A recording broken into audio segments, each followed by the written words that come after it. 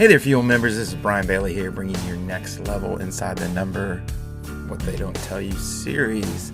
This is going to be a little bit different than some in the past. I'm not really going to dive into numbers, but I want you to think a little bit different. So we're going to talk about training models, and we here at Fuel and GameForward, we think we need to flip the script. Again, dare to be different as a coach. So currently, our learning model that I see all around the world when I travel, and again, it's just kind of what it is out there, right?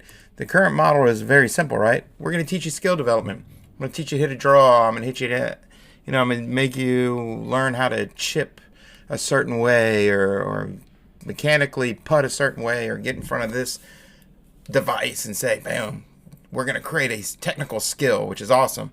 And then we're going to apply just a sprinkle of hope and hope that that actually changes our score. Does it? Oh, too often I say not.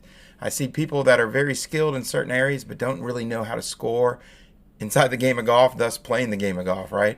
They have skills, but those skills don't always mean change in score. Really, really bad way, in my opinion, to teach. So what we do here at Fuel is we're going to apply reason, right? We're going to look at everything and say, can we make this a little bit cleaner? And again, have checks and balances to make sure what we're working on works. So the first thing we're going to do is look at our scoring average. Where are we? Inside the 4 Engine Player Series, what is my scoring average and what does it take for me to get to my next level, right? So once we know our scoring average, then we can look at our matrix inside of the GFI and next level and say, what are my gaps in performance? What pieces are holding me back from reaching my next scoring goal? And then, of course, once we understand that, then we can say which gaps are priorities.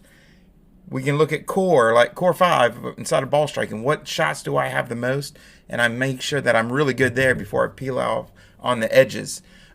And then again, are there some gaps that I don't need to close right now? Maybe they're not a big deal or I'm overperforming in sections. So I'm going to benchmark those, stay there, see maybe some gradual growth, but there are definitely some priorities elsewhere. So from our priorities, we're going to say, hey, are there certain skills I need to be able to close these gaps? Am I proficient? Is it a target? Is it mental? Or do I actually have gaps in my skills, right? So we need to go ahead and do what? Test the heck out of that. So we need to go in there and test that section and see from the test if there are certain skills that break out that show that we need improvement. If there are, we're going to drill down and actually attack those pieces. And like any great system, we're going to retest. Make sure that the pieces that we're moving inside of this, inside of skills, our drill downs, our priorities, are we getting better? And then we're going to go back to the very beginning, crazy talk, and see is our scoring average change and our performance gaps are changing. So we're going to apply a little bit of reason and actually get feedback and come up with a true training model to get you better. So again, be daring, be crazy, join us, get your players better. And if you are a player, look at this and go, am I setting up my training model to look something along this lines? If my training model doesn't look somewhere along this lines, am I just adding hope? That's a terrible place to train from and to play from. So this was just a quick what they don't tell you from the next level. Flip the script inside of our training model. Dare to be different. Thank you.